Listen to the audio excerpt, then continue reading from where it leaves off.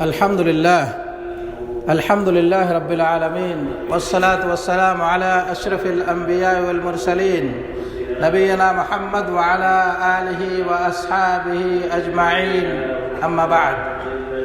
معزز دینی و ملی بھائیوں، تمام تعریفیں اللہ رب العالمین کے لیے ہیں۔ ہم اس کی حمد و ثنا بیان کرتے ہیں۔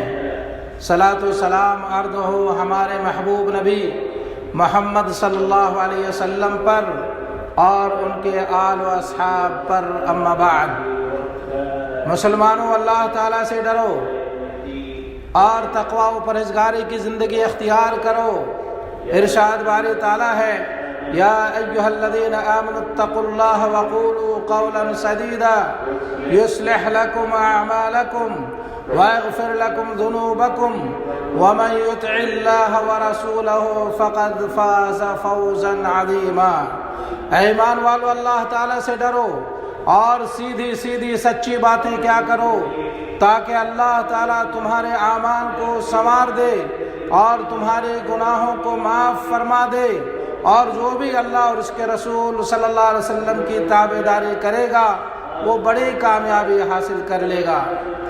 میرے بھائیوں، حیا ایک جلیل القدر اخلاق اور اعلیٰ عمل ہے جو باحیا شخص کو ہر اچھی چیز کرنے اور ہر بری چیز کو ترک کرنے پر ابھارتا ہے۔ ارشاد باری تعالیٰ ہے، وَلِبَاسُ التَّقْوَى ذَلِكَ خَيْرٌ، اور تقوی کا لباس یہ اس سے بڑھ کر ہے۔ ابن جریر رحمہ اللہ کہتے ہیں کہ تقوی کا لباس سے مراد حیا ہے۔ اللہ تعالیٰ نے مزید فرمایا، فَجَاءَتْهُ إِحْدَاهُمَا تَمْشِي عَلَى اسْتَحْيَاءٍ، اتنے میں ان دونوں عورتوں میں سے ایک ان کی طرف شرم و حیا سے چلتی ہوئی آئی۔ ابن جریر رحمہ اللہ عمر بن خطاب رضی اللہ عنہ کے قول کو نقل کرتے ہوئے کہتے ہیں، الاستحیا، شرم و حیا کرتے ہوئے یعنی اپنی قمیص سے یا اپنے ہاتھ کو چہرے پر رکھ کر شرم و حیا کرتے ہوئے آنا ہے۔ امام مسلم نے ابو ہریرہ رضی اللہ عنہ سے روایت کی ہے، انہوں نے کہا، اللہ کے رسول صلی اللہ علیہ وسلم نے فرمایا، الایمان بضع وسبعون شعبہ، بضع وسبعون او بضع وستون شعبہ، افضلها قول لا الہ الا اللہ وادناها اماطۃ الاذى عن الطریق والحیاء شعبۃ من الایمان۔ ایمان کی 70 یا 60 شاخیں ہیں، جن میں سب سے افضل لا الہ الا اللہ ہے، اور سب سے کمتر راستے سے تکلیف دہ چیزوں کو ہٹانا ہے، اور حیا ایمان کی ایک شاخ ہے۔ خطابی رحمہ اللہ کہتے ہیں کہ الحیاء شعبۃ من الایمان کا معنی و مفہوم یہ ہے کہ حیا انسان کو گناہ و نافرمانی سے روکتی ہے، پس وہ ایمان میں سے ہے۔ ابن سعید رحمہ اللہ کہتے ہیں کہ حیا اس لیے ذکر کیا کہ یہ ایمان کی تمام شاخوں کو قائم کرنے کا سب سے قوی سبب ہے۔ پس انسان اللہ کی بے پناہ نعمتوں اور احسان پر رب سے حیا کرتا ہے، لیکن اس کے باوجود اس سے رب کی شان میں کوتاہی ہو جاتی ہے اور وہ گناہوں کا ارتکاب کر لیتا ہے۔ پس حیا کا تقاضا ہے کہ وہ جرائم سے دور رہے اور واجبات و مستحبات کو انجام دے۔ بخاری شریف کی حدیث ہے، سالم بن عبداللہ اپنے والد سے روایت کرتے ہوئے کہتے ہیں کہ اللہ کے رسول صلی اللہ علیہ وسلم ایک انصاری کے پاس سے گزرے جو اپنے بھائی کو حیا کی نصیحت کر رہا تھا، تو نبی کریم صلی اللہ علیہ وسلم نے فرمایا، اسے چھوڑ دو کیونکہ حیا ایمان کا حصہ ہے۔ اسی طرح بخاری و مسلم شریف کی حدیث اللہ کے رسول صلی اللہ علیہ وسلم نے فرمایا، الحیاء لا یأتی الا بخیر، حیا خیر کے سوا کچھ نہیں لاتی۔ ابن بطال رحمہ اللہ کہتے ہیں کہ اس کا مطلب لوگوں کے سامنے بے حیائی و حرام کام کرتے ہوئے شرمانا ہے۔ پس یہ اس بات کا تقاضا کرتا ہے کہ انسان اپنے رب و خالق سے زیادہ شرمائے۔ پس جو اپنے رب سے شرمائے گا، رب اسے فرائض کو ترک کرنے اور گناہوں کے ارتکاب سے روکے گا، اس لیے کہ ہر صحیح فطرت والا انسان جانتا ہے کہ اللہ تعالیٰ ہی نفع و نقصان پہنچانے والا، رزق دینے والا اور موت و حیات دینے والا، پس موت اور حیات دینے والا ہے، پس اسے چاہیے کہ وہ اللہ تعالیٰ ہی سے شرم حیا کرے۔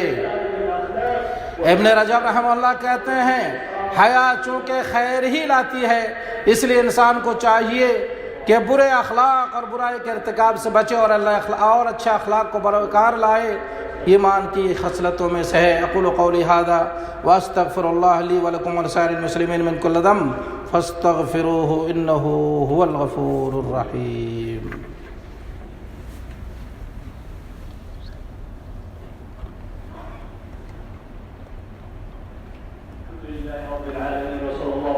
الحمد للہ وکفا وسلام علی عبادہ الذین اصطفیٰ اما بعد۔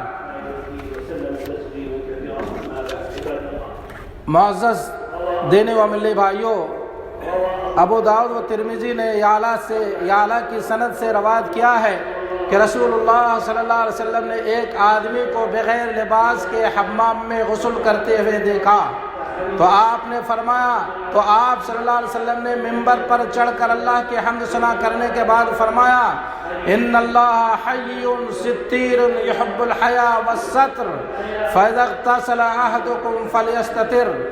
اللہ تعالیٰ زندہ و پردہ پوش ہے، حیا و ستر کو پسند فرماتا ہے، بس جب تم میں سے کوئی نہائے تو پردہ کرے۔ ابن ماجہ و ترمذی کی حدیث ہے، اللہ کے رسول صلی اللہ علیہ وسلم نے فرمایا جس چیز میں بھی بے حیائی ہوتی ہے وہ اسے رسوا کرتا ہے اور جس چیز میں حیا ہوتی ہے وہ اسے زینت و عزت بخشتا ہے۔ امام ترمذی نے عبداللہ ابن مسعود رضی اللہ عنہ سے روایت کی ہے، انہوں نے کہا رسول اللہ صلی اللہ علیہ وسلم نے فرمایا اللہ کے سامنے کما حقہ شرم کرو۔ راوی کہتے ہیں ہم نے کہا اے اللہ کے رسول الحمدللہ ہم شرم و حیا کرتے ہیں۔ آپ صلی اللہ علیہ وسلم نے فرمایا کہ ایسا نہیں ہے، بلکہ اللہ کے سامنے کما حقہ شرم و حیا سر و دماغ اور پیٹ کی حفاظت کرنا ہے اور موت و مصیبت کو یاد کرنا ہے، اور جو آخرت کا طالب ہوتا ہے وہ دنیاوی زینت کو ترک کر دیتا ہے، پس جس کسی نے ایسا کیا اس نے کما حقہ اللہ سے شرم و حیا کی۔ ابن رجب رحمہ اللہ کہتے ہیں کہ اس میں سماعت، بصارت اور زبان کو حرام چیزوں سے بچانا اور معدہ اور اس کے اندر موجود چیزوں کو بچانا بھی شامل ہے۔ اس میں دل کو اللہ کی حرام کردہ چیزوں پر اصرار کرنے سے بچانا بھی شامل ہے۔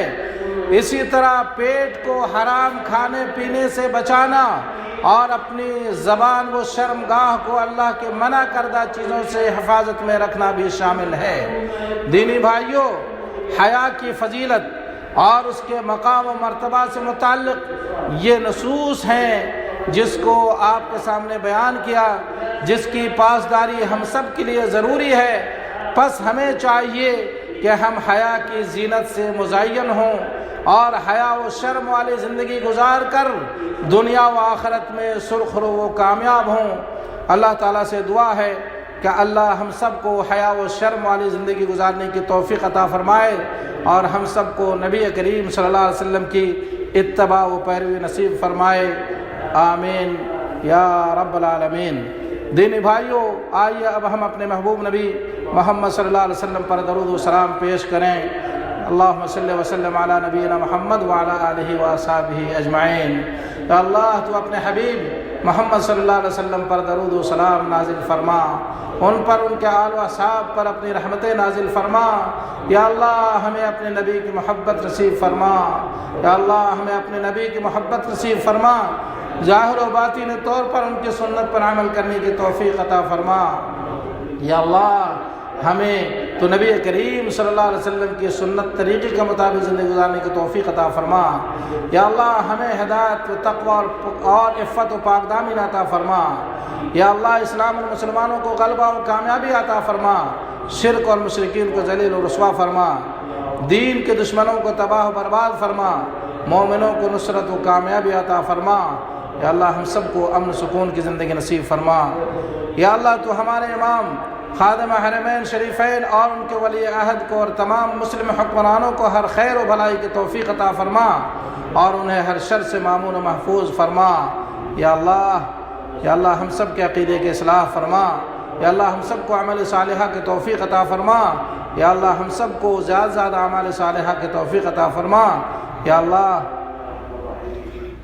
جو بیمار ہیں ان کو شفا عطا فرما، جو بھوکے ہیں ان کو رزق عطا فرما، جو ننگے ہیں ان کو ستر عطا فرما۔